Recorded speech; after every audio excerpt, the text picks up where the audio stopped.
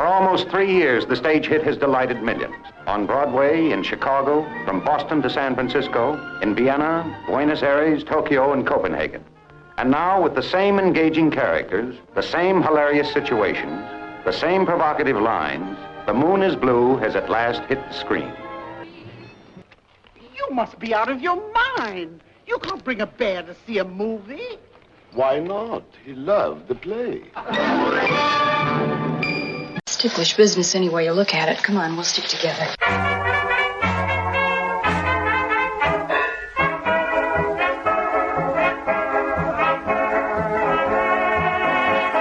Hello, everyone, and welcome to Ticklish Business. I'm Kristen, joined again by the radiant Samantha Ellis. Samantha, you're back. Hello. Yes, I'm very glad to be back. I'm bummed I could not discuss Lena, but we are back to discuss some other interesting women and men. The Lena episode was very sad that you weren't there because I know you're a big fan, but it did turn out really well. And if you haven't listened to it, you should. This week, we are going from talking about Lena Horne to the salacious crumbling of the production code, starting with 1953's The Moon is Blue. We don't have a guest, just us this week, because you know what? The movie's sexiness stands on its own, and we don't need extra gilding of the lily. Before we get to that, we want to talk briefly about our Patreon at patreon.com/ticklishbiz. We do all sorts of additional bonus content, including double features, looking at remakes, and based on a true podcast, looking at biopics and true crime. If you are on there, you probably found out that Katharine Hepburn won our March Madness bracket, which we're already thinking of ideas for next March Madness. You'll also only be able to listen to our TCM Film Festival audio, a near 2-hour episode of just TCM intros, including the fabulous conversation with Russ Tamblyn, recorded by our very own Samantha Ellis. We have all sorts of other amazing intros, including from opening night, the conversation with Paul Thomas Anderson and Steven Spielberg, the Frankie Avalon intro, and Margaret's introduction to Bye Bye Birdie. It will all be on there on Patreon until it drops on the main feed at a later date. So if you want to listen to it, head over to our Patreon. We also give out regular care packages of movies, gifts, tote bags, and let you guest on an episode. It's all at patreon.com/ticklishbiz.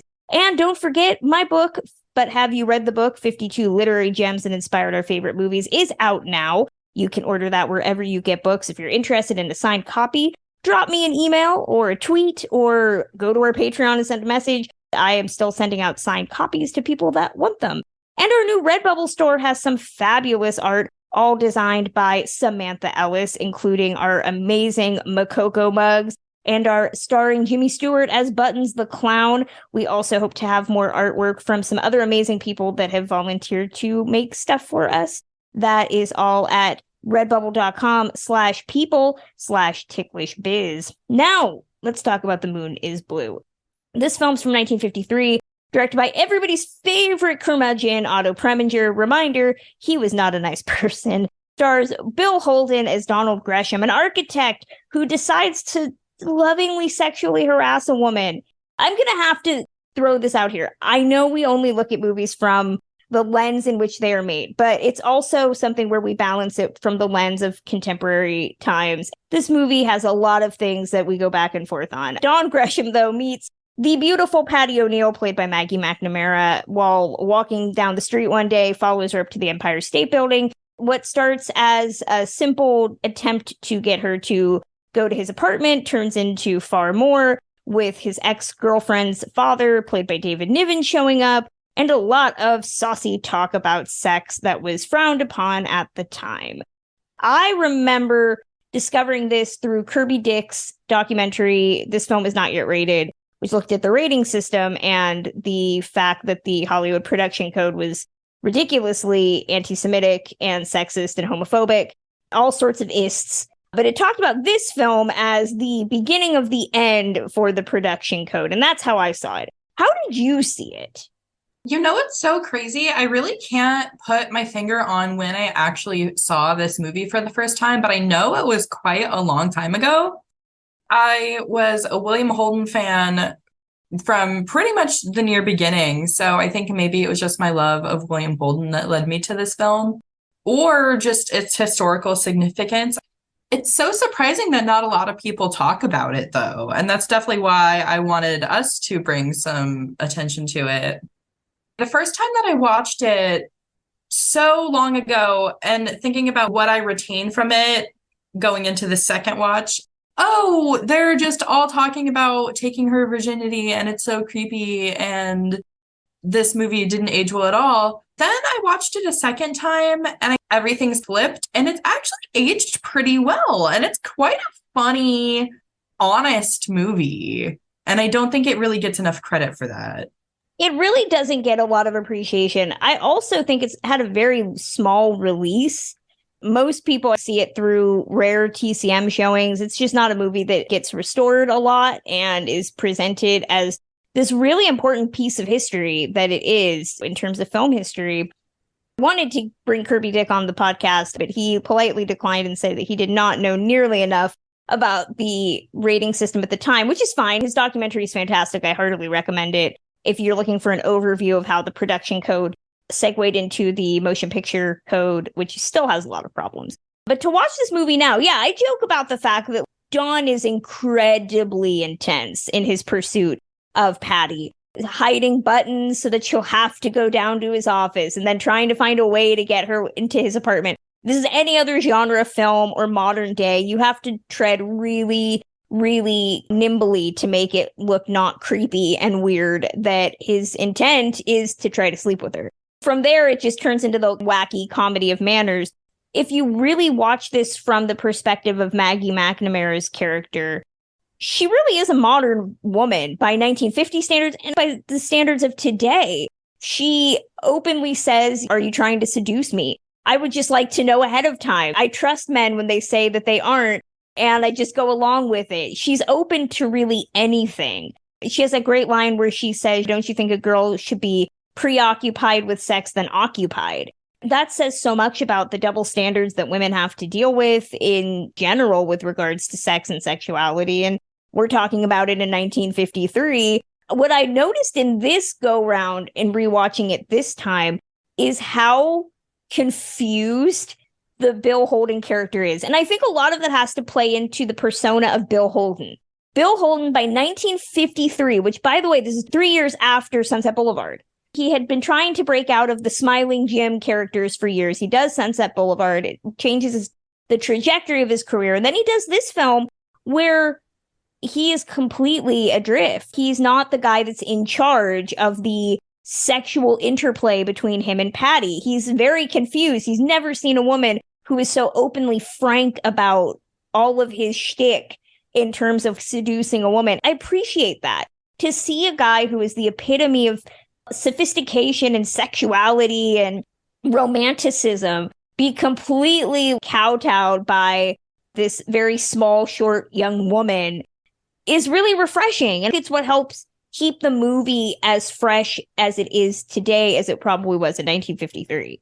I definitely got that feeling from both William Holden's character and David Niven's character. The vibe that I get from them both is just that they're so stunned by her because she's so refreshing. It's really interesting. I literally turned to my fiance when we were watching this and I said, I think that it's her innocence and her frankness and honesty that keeps her safe in this situation.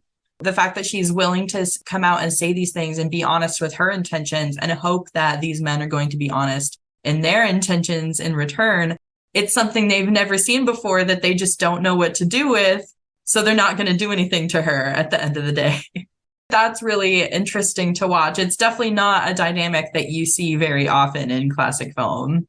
Maggie McNamara had appeared in the Chicago production of the play and very briefly had been in the New York run. It's worth pointing out, Otto Preminger staged this film in 1951. It's based on a play by F. Hugh Herbert at the Henry Miller Theater, originally with Barbara Bel Geddes in the role. And it had a really successful run starting in 1951, which was the worst year on record for the Broadway stage until 1953. Then they did a touring company through the West Coast, which David Niven was in, alongside Diana Lynn, but Maggie McNamara was the last person cast. It's really bittersweet to watch how fantastic she is and how she dominates the screen. And yet this was something where she didn't really get a ton of credits after this. I think most people may recognize her from something like Three Coins in the Fountain. There's really little known about her other than she was born Marguerite McNamara. She was a John Robert Powers model, and she really didn't care for modeling, very similar to her Patty character. She was just 23 when she made this movie, which holding your own at 23 opposite Bill Holden and David Niven, like, holy crap. I almost started thinking, I don't know if it's because of the look, but she's got this quality that makes me feel like she's a crasser, and I don't use that term in a pejorative way. She's kind of an Audrey Hepburn figure for me in the sense that she's got a very similar look. She's very elegant and prim. It makes me wonder if she got stuck in that typecast. I don't know. Am I completely off base? It's definitely possible. They both have that waifishness to them. I don't think either one weighed more than 100 pounds during the course of their lives. Yeah, that refinement too. But honestly, I could not see Audrey Hepburn saying half of the things that Maggie McNamara says in this movie. Maggie definitely has that going for her. I was literally going to say, I was thinking about this before we even started recording, that she almost reminds me of like a 50s Louise Reiner, where she just came on the scene, made a couple really big movies. I mean, she was nominated for Best Actress for this movie, and then she just disappeared into the wind. She has a pretty sad story. She got an Oscar nom for this, a BAFTA nom as well. And then she did Three Coins in the Fountain, did a couple other things. Most people know her from Twilight Zone. She did an episode called The Ring-a-Ding Girl, which is really, really good if you haven't seen it. And then she also did an episode of Alfred Hitchcock Presents. She got married. She divorced David Swift. And then she died in 1978 at the age of 49. She'd supposedly been working as a typist and committed suicide, which is very, very sad. Supposedly there had been a history of mental illness, and there's not really a whole lot known about what had been going on about her life. She had a script that she was interested in, but she's one of those actresses that I'm frustrated there's so many gaps in her life. And I wish that there was more information out there, because some of these talents that we see come and go, you want to know, what were they thinking? What were they doing? Why did they leave Hollywood? And I think she's definitely one of those actresses who I'm always sad every time I watch this, because I'm like, just want to know what happened. Why did things end the way they ended? But she's so good in this. And the fact that she has this movie as her calling card is a huge testament of just how underrated she is. Especially this one. Three Coins in the Fountain is another one I saw so early on. So it's honestly very possible that I saw this movie because of Maggie as well. I'm not a fan of it. It makes me want to tear my hair out watching it, at least from what I remember. It's been quite a long time since I've seen it. This movie, I just think, is so revolutionary, especially her character. She's just so dynamic. And I can't even say that she snaps back, because she is really the first one to speak and to dominate the conversation in every single scene. She doesn't even snap back. She's the first one to snap. William Holden and David Niven are just befuddled.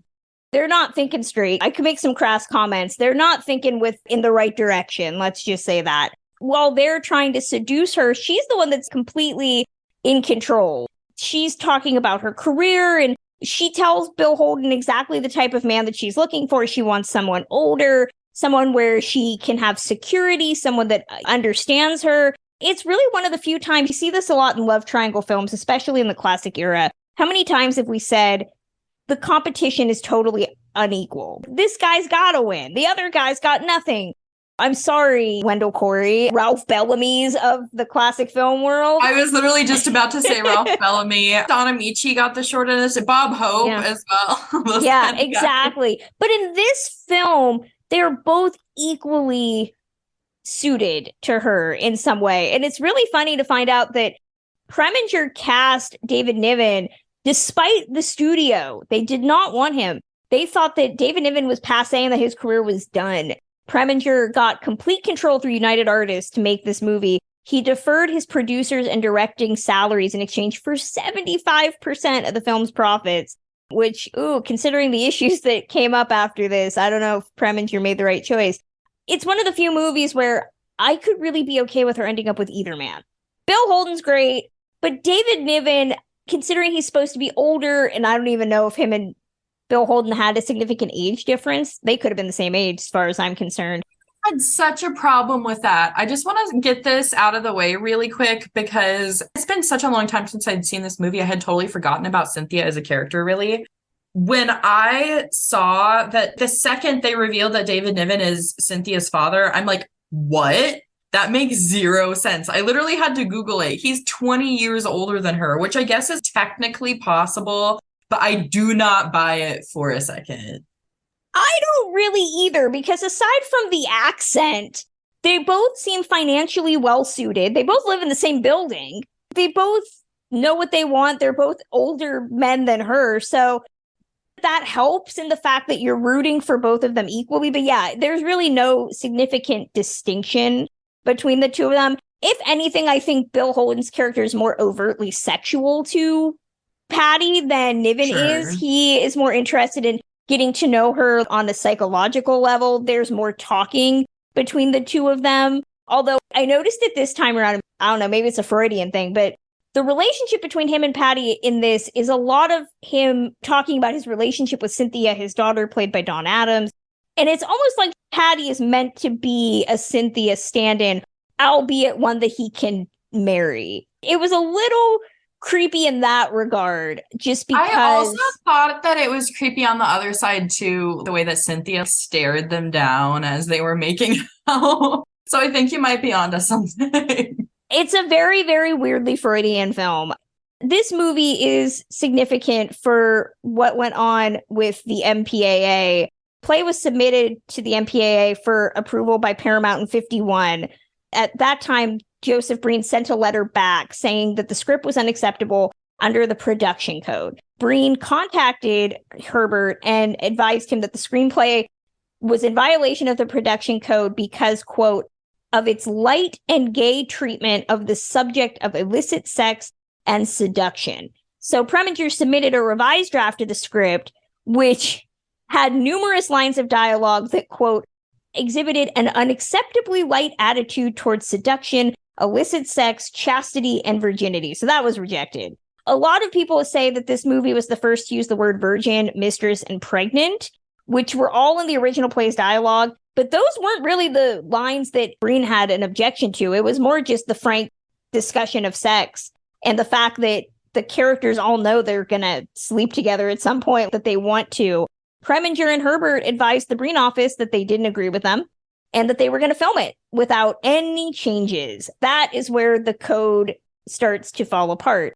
So United Artists amended their contract and deleted the clause that required Preminger to deliver a film that would be granted a production code seal of approval, which allowed it to be exhibited. And that was your MPAA rating at the time. So they filmed an English language version as well as a German version, which that apparently is something that I would love to see what a German version of this looks like. And apparently Preminger liked the German version because he didn't think that the psychology of the plot worked in English.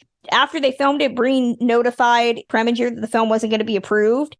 The director decided to appeal the decision. It didn't work in his favor, but they decided to release it without that PCA seal, which made it the first American film to do so in major urban markets. They figured the rural areas probably wouldn't book the film. If you enjoy the podcast, consider supporting us on our Patreon, like David Floyd, Amy Hart, Jeffrey, Brittany Brock, and Elizabeth Ziegler. Our Patreon helps pay the bills, and our patrons get access to a wealth of exclusive content like our Classic Actress March Madness tournament, bonus series like Doubled Features, based on a true podcast and Being Elvis, as well as patron bonus swag like our But Have You Read the Book tote bags. Patrons also get monthly video updates from us. Patronage starts at just $1 a month and gives you the opportunity to start listening to episodes like this 48 hours early. Head over to patreon.com/ticklishbiz to learn more. The film premiered for an quote-unquote adults-only audience, which that means something far different in 1953 than it means to audiences now. 3 major nationwide theater chains were willing to exhibit it. It was in the top 5 box office successes of that week. It did rank number 15 at the box office with a gross of $3.5 million. It was banned in Jersey City, New Jersey as indecent and obscene, and many theaters in small-town USA restricted audiences to men or women separate. That's right. You could not go see this with your partner. based on gender, you had to decide which screening you were going to go to. Kansas, Ohio, Maryland also banned the film. Preminger and UA decided to actually sue the state of Maryland. What's fascinating to me about this movie, and I'm shocked that, spoiler alert, this is not available on DVD, is that it is such an integral piece of film history. They decided to release this without the seal. It showed that a movie could still make money, and you didn't need Joseph Breen and the Catholic Legion of Decency and all these other people to tell you that your movie was wholesome for them. Yeah, just the history behind it is what makes it so significant to me. It almost goes without saying that it's ahead of its time, but it really is not only these lines about sex and gender roles, but also just the humor too. The humor has aged very well. I was literally laughing out loud at some of the scenes. Which you wouldn't know that based on how the trailer markets this movie. I'm assuming it's because they knew that the plot was already being objected to by the Breen Council. So if you watch the trailer, it's literally a woman going to buy a ticket and asking what the movie is about. She's being drowned out by all the laughter from the laugh riot of the film that she's going to see. She goes in and they show the ending of the movie. It literally is the end scene with the end. So she comes into the end of the film. She didn't even watch the movie. I guess they're going to re-show it. And she sits down and there is a black bear sitting in the seat next to her eating popcorn. Not a man in a bear suit, a literal bear eating popcorn. And she says to the guy sitting next to the bear, "You can't bring a bear in here." And he says, "But he loved the play." Then Bill Holden narrates the plot of this movie and why you should go see it. What? It doesn't tell me anything about the plot. They do include the whole preoccupied with sex scene, but that's about it. It is the weirdest way to market your movie, with a bear. There was no need for a bear. There was no need for a bear. I don't understand it. It's definitely one of those films that really is a testament to how the production code by the 1950s was really looking so passé. And to watch the movie, Patty as a character is very unlike your Donna Reeds and your Doris Days. No disrespect to Doris Day. You look at someone like Doris Day, yeah, who was in the 1950s considered this example of chastity and the hardworking woman and the woman that any man would want to marry. Debbie Reynolds, very sweet, very cute. And Debbie could be sexy, but her movies never emphasized her as a sexual being. She maybe put that out, and that was usually seen as something comical, right? Like, guys were like, "Oh, Debbie, you're such a little scamp." The scene where she's being thrown around like a football, I feel like that is inherently sexual, but you don't think of her as a sexual object in any of her movies. Not at all. Whereas Patty is very similar to a Debbie Reynolds. She's not a glamazon. She's not Rita Hayworth. She's not a woman asking for sex based on how she looks. The audience cannot judge her in that way. But she is a woman that is clearly interested in sex. She is invested in it. And what is fascinating is that most movies, classic film and even contemporary film, there's this asexuality until a sex scene is involved. So like a character you just assume is not a virgin in most of these movies. You watch a movie with any actress and you're like, that character has probably had sex, unless stating otherwise. But Patty's character is a woman that wears her virginity on her sleeve in a very positive way. Her whole thing is, I'm not willing to give it up till I meet the right person. And the guy I give it to must be worthy of me. That's what I really appreciate. The concept like high value man, as we see nowadays, that's what she's looking for. She is a high value woman and she wants a high value man who can rise to her level, not the other way around, which again, very unlike most of the women of the 1950s who were presented as literally exhibiting all of the things that women had to do. They had to be able to have children and keep clean house, cook and entertain, dress to the nines. Patty's whole thing is like, what's a guy doing for me that's like that? Why do I have to deal with this? It should be the other way around. Another thing that really interested me and impressed me when I was watching this related to that is the line where she says, I'm not going to just give it up, but I'm also not going to fight you off because that's vulgar. That is what separates her from Doris Day, because a movie like Pillow Talk is just her fighting off Rock Hudson. As Alicia Malone said in her intro to That Touch of Mink, her grunts, her humps. The whole time you're seeing those types of figures on screen in this kind of era, and she is definitely not like that. She's just like, no, I'm not going to do that. I'm going to tell you that I'm not going to do that because that's vulgar. This is what we're actually going to do. She totally sets the scene and sets the tone. Well, what she's also saying, too, that is really impressive is I'm not going to just have sex willy-nilly, but if you make a good argument, I might consider it. And she loses nothing. You don't judge her as any of the words that we would associate with a woman that is considered having casual sex. Don't judge her for that. It's like, okay, if she decides to sleep with Bill Holden or David Niven, I understand that. And she does not lose an ounce of femininity, an ounce of empowerment for any of that. Considering what a horrible human being Otto Preminger was to people, especially Dorothy Dandridge, it's ironic how progressive this film is and how well it works under his direction. For better or worse, as he is personality-wise one of my favorite directors, especially the way that he directs William Holden. I mean, he directed him in Stalag 17 also, which is considered one of his best. What's frustrating is this film was preserved by the Academy in 2006, yet I just don't really see the appreciation for it. It's not considered this landmark historical film for what it did. I don't really know if because it was released by UA, which was a smaller studio, because it had a harder time getting released, because it didn't have the PCA approval. I don't know. Why do you think this movie's not better known? It's what you were alluding to in the beginning. It's just not restored and released in any form of DVD or Blu-ray. I think it's the distribution that's the issue. Right now it's available on YouTube. That's where I watched it. Also some sites that some of us know about. It's not a good print, which is so frustrating, as we've talked about this whole time, how historically significant this movie is and how interesting it is just to look at as like a case study of humans in the 1950s. This movie lifts back the veil of this is what women really thought about. This is what women really cared about. She's being so open and honest with her thoughts and feelings and not just trying to save face for a man. Regardless of its historical significance as a movie outside of the plot, even the plot is just so crazy to look at and so crazy to watch, and so is their acting performances. We just need a decent print. I want to track down who owns this and just shake them a little bit. We got this done for History's Made at Night, okay? I don't know who owns the UA archive. That would be interesting to find out. I went to MGM, but yeah. Which now, MGM, depending on the year, is now owned by Warner's, but then it can also be owned by Amazon.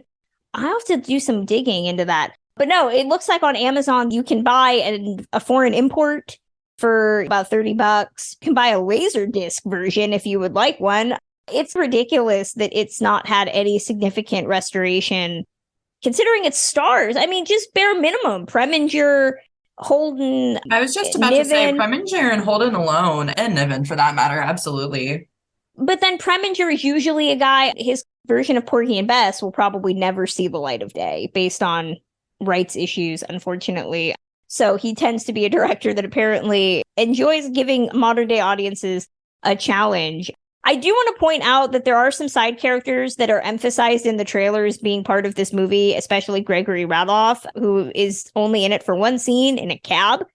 That is about it. This is an example of a movie that maybe doesn't have a ton of narrative weight to it, but to look at where the trajectory of film would go and its weight is what makes it significant. I'm sure Otto Preminger made a movie that would entertain. Is it the best movie of the 1950s? No, not at all. But considering what it did for the rating system, it makes it a worthy historical something that we should be concerned with preserving.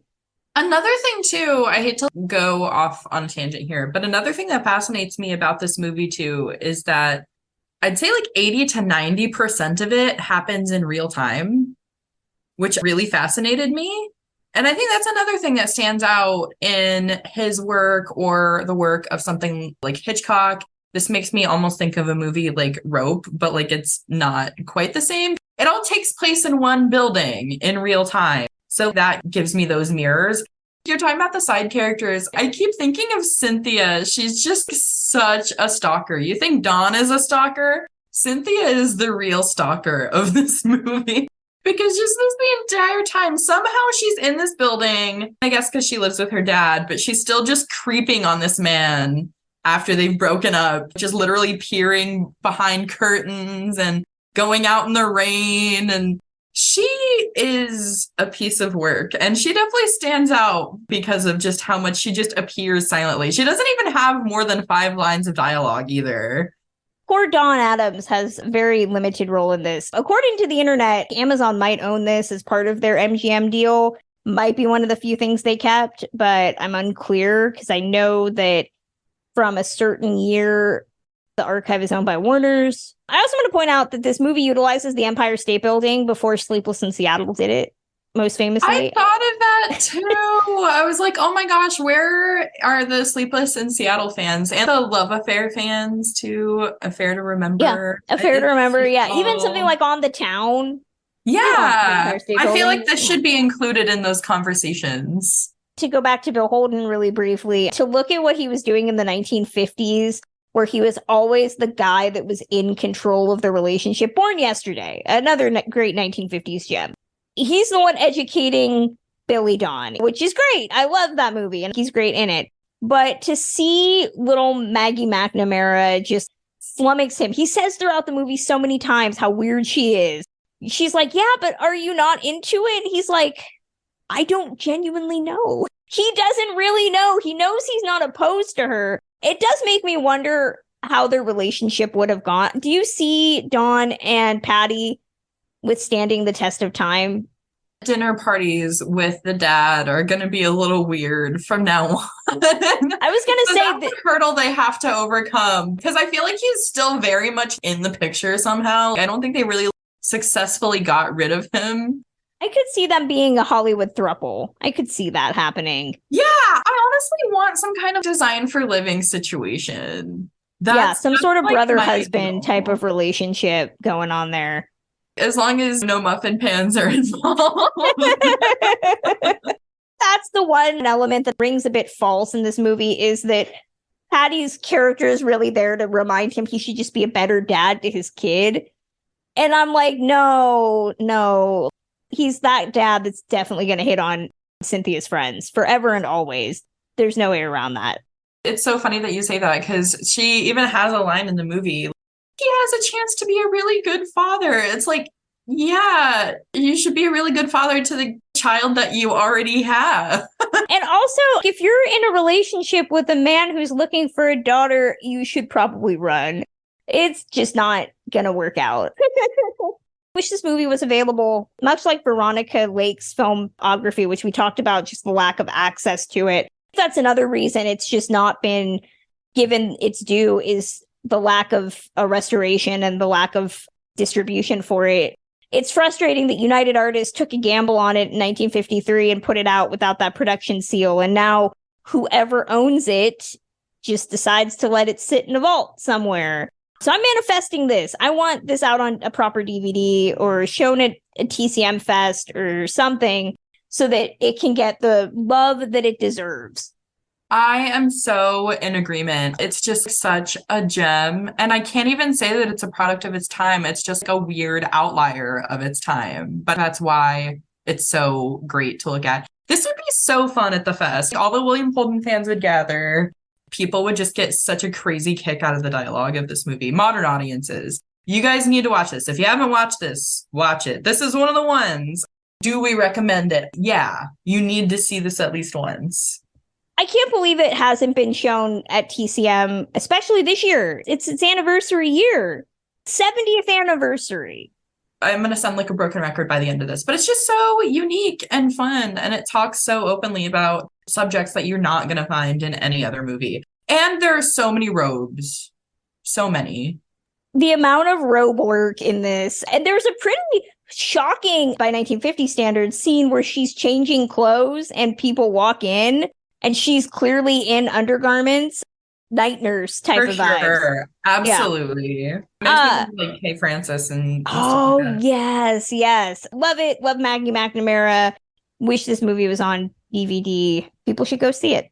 Anything else we want to add before we close it out? Just that William Holden is gorgeous. I wish that he wore glasses in all of his movies like he did in Born Yesterday. Yes. I'm very disappointed by the fact that he doesn't. I just put glasses on him in my head whenever I watch anything else.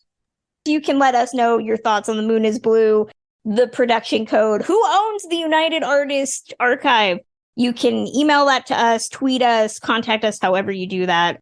That closes out Ticklish Business for today. You can listen to us on Apple Podcasts, Spotify, Stitcher, wherever you get podcasts. Reviews matter. We have not had one in 2023, and it would be great to get a new one. Leave us a review on Apple Podcasts, 5 stars. You can follow us on Twitter at ticklish_biz, as well as on Facebook, Instagram, and TikTok at ticklishbiz. You can follow me over at thewrap.com, as well as on Twitter at my new handle. I finally changed it now that the blue checks are gone. At Kristen Lopez 88. I'm also on Instagram at Kristen Lopez 88. Samantha Ellis, where are you? You can mostly follow me on Twitter at Classic Film Geek, but you can find my blog at musingsoftheclassicfilmatic.com and my Cooking with the Stars posts over at classicmoviehub.com. Our Patreon helps keep the lights on at Ticklish Biz HQ and gives us a chance to do new content like our March Madness bracket, as well as do our TCM Film Festival audio. So consider helping us at patreon.com/ticklishbiz. And of course, my book, But Have You Read the Book, is already out. You can order it wherever you buy books. We will return with a new episode on May 24th. Till then.